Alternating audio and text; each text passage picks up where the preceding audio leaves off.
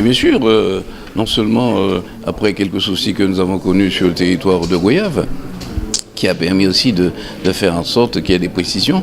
Et voilà le conseil départemental, après avoir signé dans sa commission permanente le 28 novembre, disons son accord sur la convention, qui signe aujourd'hui cette convention-là avec l'ONF, avec le Parc national. Une convention, bien sûr, qui précise notre rôle de propriétaire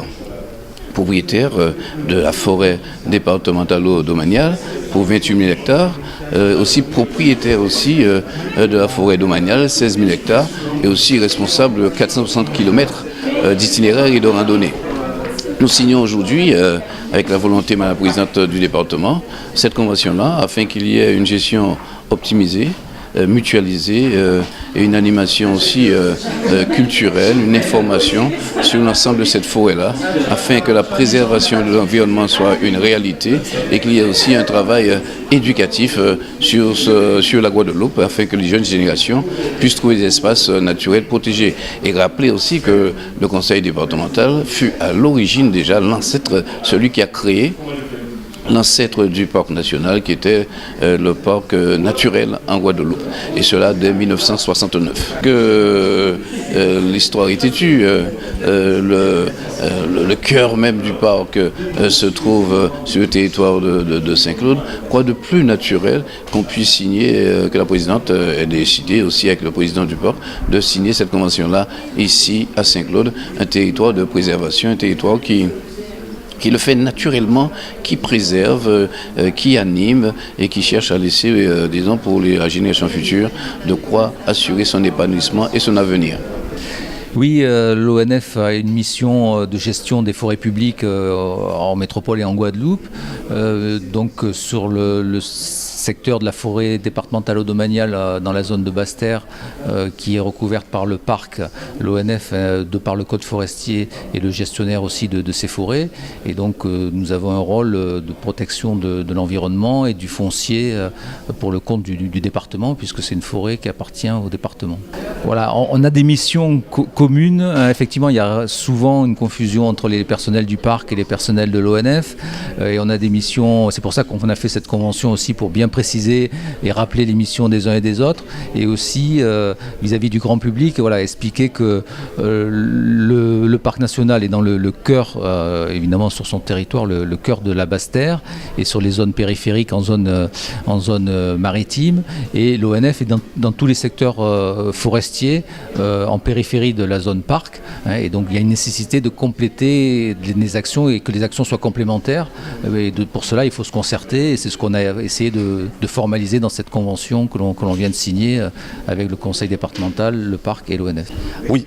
Cette convention tombe à un point nommé, mais c'est aussi un message qu'on veut délivrer à travers ce partenariat de gouvernance partagée entre le Conseil départemental de la Guadeloupe, l'Office national des forêts et le Parc national de la Guadeloupe.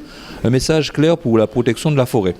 La forêt fait partie des éléments de vie de la Guadeloupe, donc je lance ce message en disant, voyez comment nous cherchons à protéger, à valoriser cette forêt, d'abord pour la sécurité des Guadeloupéens, et aussi pour offrir un vrai panorama à nos visiteurs, à nos touristes. Alors prenons-la, n'envahissons pas la forêt. La forêt est une propriété de la Guadeloupe, ce n'est pas une propriété individuelle. Certains Guadeloupéens ont des forêts privées et participent justement à cette action, mais d'une manière générale, la forêt départementale domaniale, la forêt domaniale, la forêt du littoral doit être protégée, doit être valorisée, doit être gérée dans l'intérêt de toutes les Guadeloupéennes et de tous les Guadeloupéens. C'est ce message fort que nous voulions faire passer à la Guadeloupe tout entière et montrer l'exemple de responsables, qu'ils soient politiques ou administratifs, l'exemple qu'ils donnent en montrant qu'on peut gérer ensemble, qu'on peut faire avancer les choses ensemble en Guadeloupe. Moi, ce que je souhaite, c'est qu'on aille au-delà de la zone d'influence du Parc national de la Guadeloupe, que ce soit la zone de cœur ou la zone d'adhésion, et faire en sorte que toute la Guadeloupe soit classée en réserve mondiale de biosphère au niveau de l'UNESCO. C'est un message que j'ai déjà eu le temps de tenir sous d'autres présidences de la région, qui n'a pas été suivi, mais qui montre l'intérêt et l'attente du monde vis-à-vis de la biodiversité guadeloupéenne. montrer que le Guadeloupéen vit au cœur de sa nature, au cœur de sa biodiversité, mais non pas sur des territoires élitistes comme ceux du Parc national de la Guadeloupe en cœur ou en zone d'adhésion qui bénéficient d'un certain nombre d'outils d'expertise, mais sur l'ensemble de la Guadeloupe. C'est la Guadeloupe qui a besoin de respirer en étant une réserve mondiale de biosphère, et nous pourrons continuer à faire ce travail avec l'ONF, le conseil départemental, le Parc national de la Guadeloupe, au niveau des grands fonds, au niveau de Marie-Galante, au niveau de la Désirade, de Terre de Haut, de Terre de Bas. Tous les territoires de la Guadeloupe, tous les Guadeloupéens ont besoin d'une même politique. Alors, j'ai même parlé de future forêt territoriale de la Guadeloupe pour lancer vraiment le projet que la Guadeloupe doit être unie vis-à-vis de son devenir.